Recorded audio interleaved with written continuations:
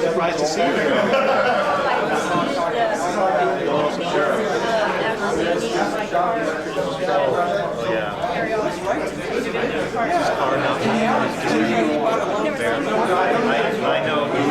I know he got an accent.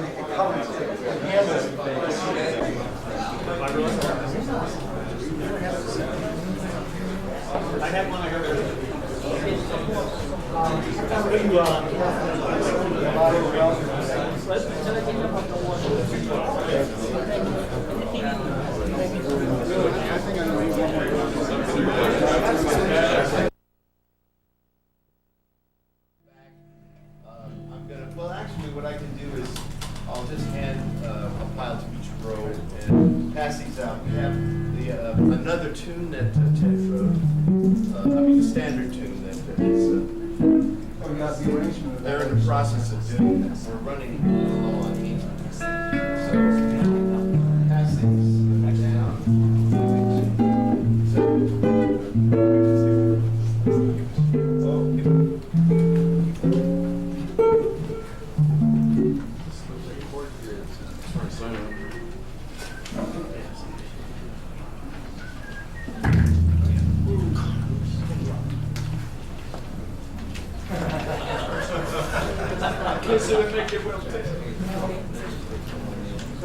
Why not? I'm not used to it, but it's good for me to be used to doing that. Oh. We need some more. We need some more. Okay. How audible is this back there? How are we doing here? Not very. Everybody got it?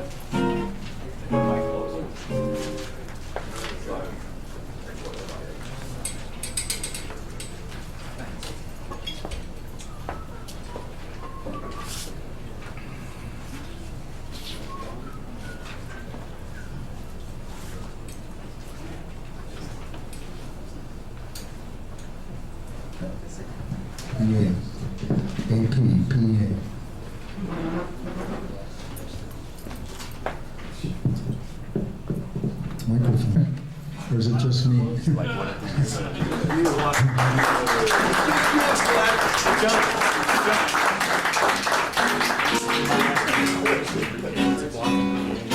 So this isn't cutting it back there? Can you barely hear this guitar?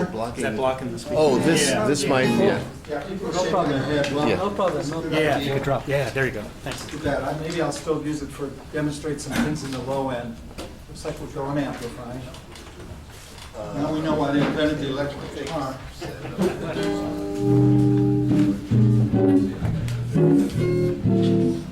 Well, let's see now.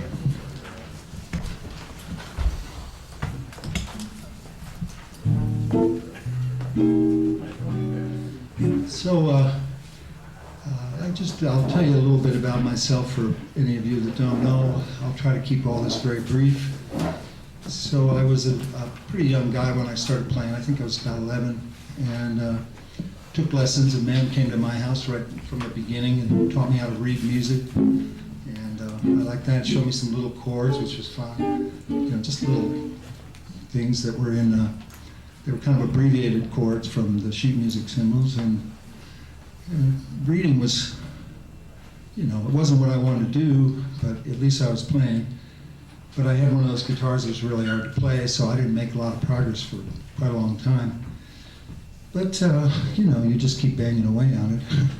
As we all know, this instrument will yield some results if you stay with it. And we can all prove that. I do this often with my students. You just turn it around and try and play anything, You just, and you can't play anything, It's just obviously going to take the fingers. You look at a guy's hand that plays, anybody that plays, and you can't tell unless you're an expert that they play guitar, but something goes on in there and shapes your fingers so that you can just find what you need to find. And anyway, I started playing in bands when I was about 14 because it was exciting and wasn't ready, but it didn't matter because we could make a lot of noise. And that seemed adequate to get people's lower torsos moving on the floor. And I don't mean that literally.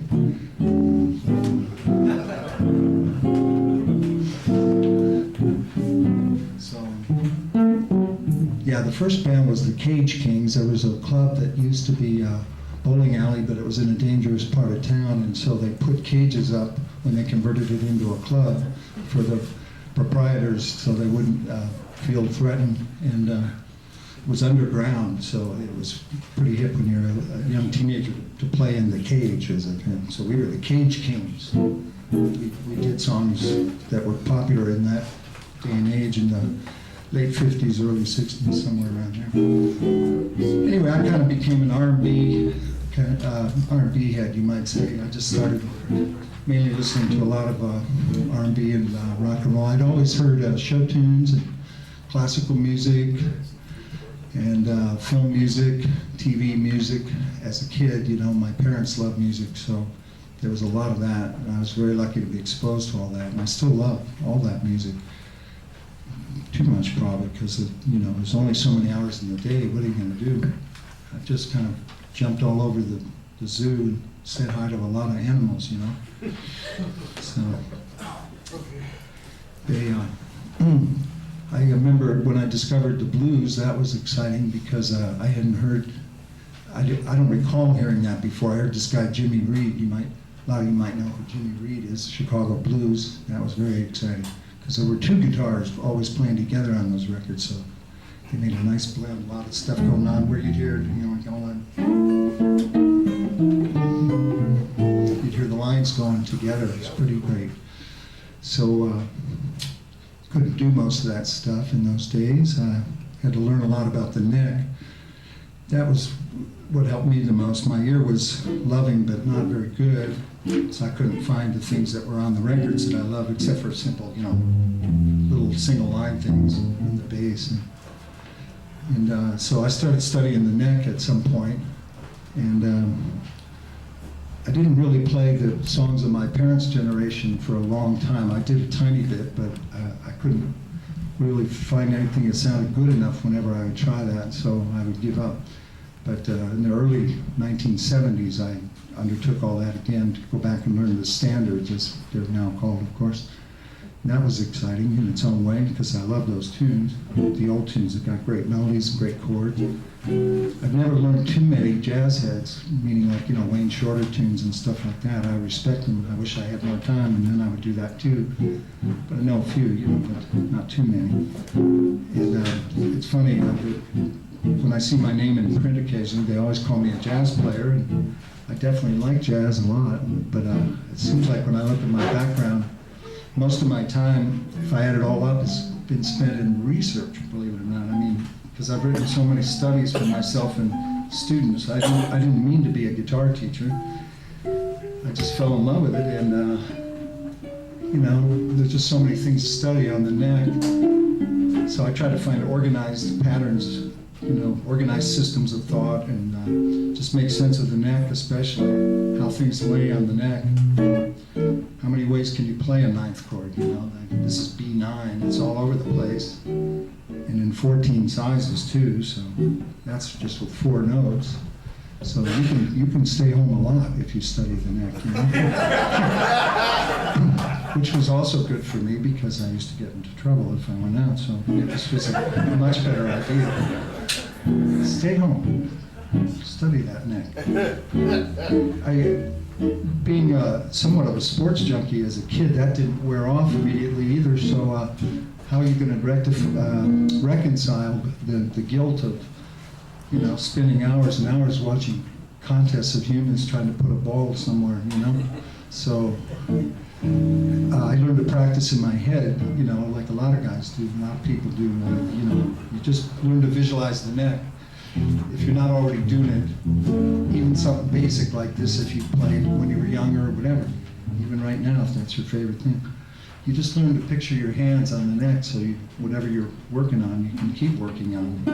If you're working on a difficult scale to picture, you just figure out the tricks of the scale. Every scale's got some shortcuts or tricks to being able to see it fast. And same with chords, same with tunes. We're going to talk quite a bit, I hope, about songs and harmonizing melodies and how to memorize songs, because that's a special thing too. So you can definitely work on those things in your head too. You know, so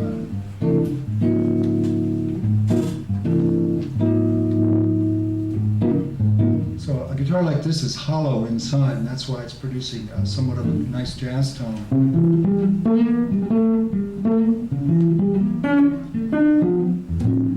You know, if you hear it on a record, you probably figure it's a big box guitar. So would I. You know, but if you put it side by side with an L5 or something, I know she'd take a back seat. But when there's none of that at the same time, then it does a decent enough job. I think of it as kind of slumming. You know, you're down here with the less expensive guitars, and sometimes it's a blast because not everybody's got $5 to $10 grand to spend for those beautiful guitars. Of course, these days there's some real nice guitars for just a couple thousand. You know, so.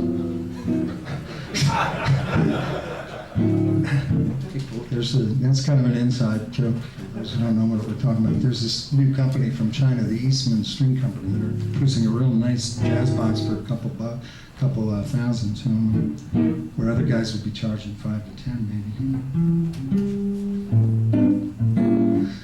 So just to get the chord thing underway a little bit here, gently we'll ease into it. We're going to take the tune I Got Rhythm, what jazz guys call rhythm changes.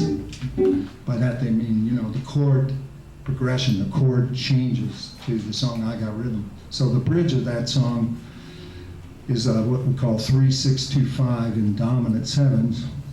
It means if you're in the key of F, you're talking about A7, D7, G7, C7. If you're in B flat, you're talking about D7.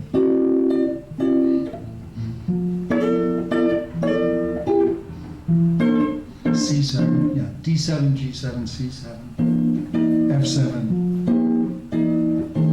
So, got a little sheet here on the hopping, or is it going up to the other side of the room? I guess we're coming back to that. They're still working on Xeroxing that thing.